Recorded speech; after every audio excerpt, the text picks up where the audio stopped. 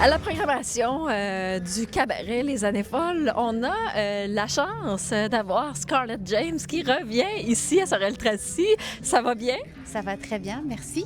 3 fois à Sorel-Tracy. Comment tu trouves le public de la région? Oui, c'est ça. Donc, ça va être la 3e fois qu'on vient, le 17 avril prochain. J'ai très hâte de revoir toute l'équipe et puis aussi le public de Sorel-Tracy parce qu'à chaque fois que je suis venue auparavant, très chaleureux l'accueil. Vraiment un public charmant. Là, on est au cabaret Les Années Folles. Ça rime avec quoi pour le burlesque? Pour le burlesque, ça fait un rappel vis-à-vis l'époque de la prohibition à Montréal. On était le Las Vegas avant que Las Vegas existe. Donc, petit clin d'œil à la période prohibition, 1930, Montréal, la Maine, les cabarets, Lily Saint-Cyr. Donc, ça vient vraiment chercher cette ambiance-là. Et même le décor est empreint un petit peu de cet esprit vintage. Les couleurs, le gold, le velours rouge, le gros chandelier. On adore ça. On se sent vraiment bien. Est-ce que ça te permet d'adapter ta mise en scène avec un décor comme celui-ci? Pour être honnête, j'ai pas beaucoup d'efforts à faire parce que de manière organique, j'évolue déjà dans ce style-là. C'est sûr qu'en venant ici, on va aller chercher avec les performances et la musique un petit peu plus de...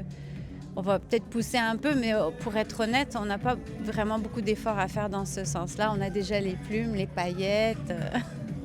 Bien, justement, les gens qui n'ont pas vu ton spectacle, là, on va poser la question, mais ça ressemble à quoi? À quoi on doit s'attendre? Il y a toi, il y a du burlesque, mais encore! Eh bien, en fait, c'est un peu comme un...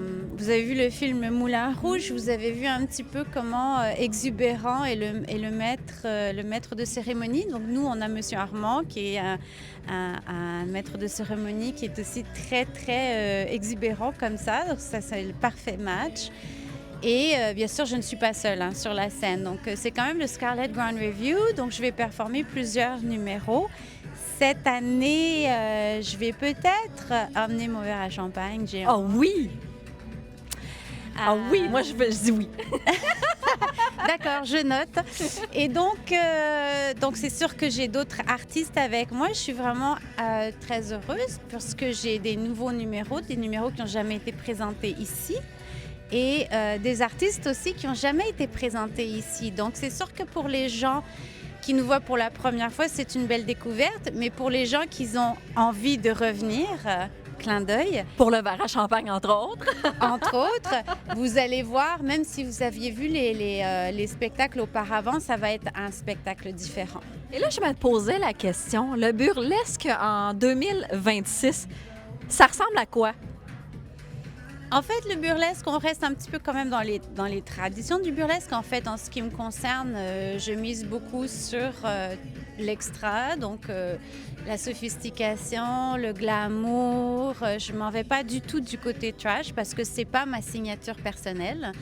La chorégraphie, des costumes extraordinaires, c'est toujours une partie très importante du burlesque. Et il y a beaucoup de travail là-dedans. Le costume en soi peut prendre jusqu'à 1 an de travail. Avec la chorégraphie, ça se fait en même temps, conjointement.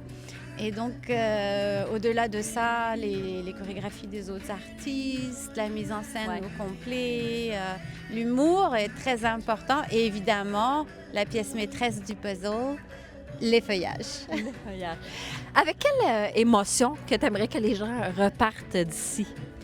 Là non plus, je suis heureuse de dire que j'ai pas beaucoup d'efforts à faire. Ça fait quand même 20 ans que je suis dans le métier puisque je fais le Festival Burlesque de Montréal chaque automne. Donc un festival qui revient chaque année depuis 2009, mesdames et messieurs. Donc encore une fois, là non plus, j'ai pas beaucoup d'efforts à faire. Le burlesque parle de lui-même.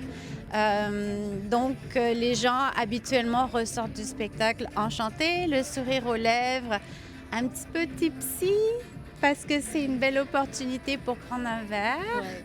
Évidemment, on ne conduit pas au volant, on ne conduit pas en état d'ébriété, mais ils sont toujours très, très heureux et enchantés lorsqu'ils quittent Le théâtre. Et on le comprend. Juste à jaser avec toi, on ressent ça. Bon, ben voilà, quand je disais que j'avais pas beaucoup d'efforts à faire.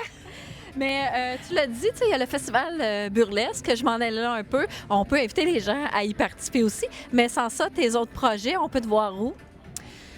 Je fais beaucoup d'événements privés puis d'événements corporatifs. Donc, cette année, je me concentre un petit peu plus sur les sorties de ma collection de mode qui s'appelle La Corneille. Donc, je fais des expositions et des ventes un peu partout au Québec et en Ontario. Le festival MAD aussi est un plan pour cette année.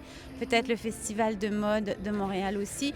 Donc, je rajoute un petit peu ça. C'est un petit peu une avenue différente du burlesque, mais ça se rejoint quand même à un certain niveau.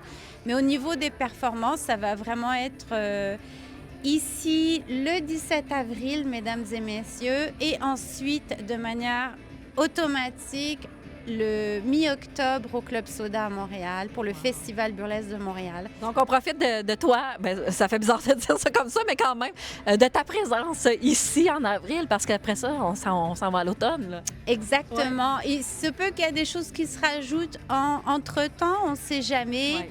Mais ça, c'est vraiment 2 dates fixes pour cette année. Et tu es sur les réseaux sociaux de toute façon? Oh mon Dieu, oui. Je suis très active. Donc, Instagram, TikTok, YouTube, c'est mes 3 majeurs. Puis dans les 3, c'est à commercial Scarlett James Official.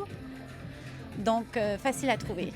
En terminant, pourquoi toi, tu as choisi le burlesque? Et c'est un mode de vie en même temps, là.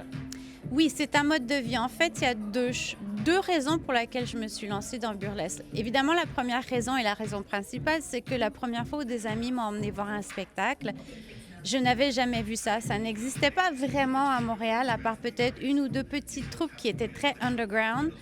Et j'ai vraiment eu un coup de cœur, j'ai eu une épiphanie. Je me suis dit, c'est ça que j'ai cherché toute ma vie. Je ne savais pas quoi faire de ma vie, c'est ça. Ça s'est réglé tout de suite, d'une part.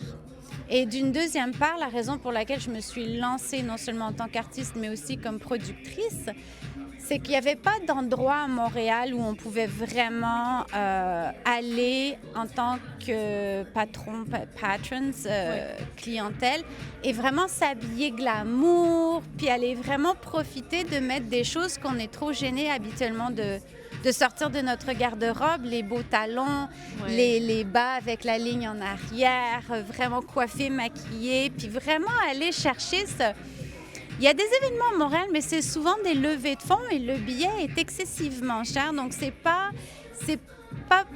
forcément facile pour tout le monde d'accéder à ce genre d'événement. Et moi, je voulais non seulement offrir un spectacle qui permettait de faire venir à Montréal des artistes qu'on n'a absolument pas la chance de voir autrement, de pouvoir s'habiller et de profiter de cette soirée, non seulement en tant que spectateur, mais aussi en partie inclusive du spectacle, en partie intégrante du spectacle, parce que le burlesque sans le public, ça n'existe pas. Et justement, de profiter, ça fait une expérience beaucoup plus immersive. Et je vais vous inviter à le faire aussi pour le 17 avril, ici, de profiter de sortir vos plus beaux atours pour faire partie du spectacle, vous aussi. Bien, on t'attend avec impatience. Merci beaucoup. Ça nous donne vraiment envie, de magasiner tes vêtements et de venir te rencontrer ici en avril prochain. Ça nous donne chaud un petit peu. Puis on va terminer ça avec un cheers parce qu'il faut le faire à la bonne manière.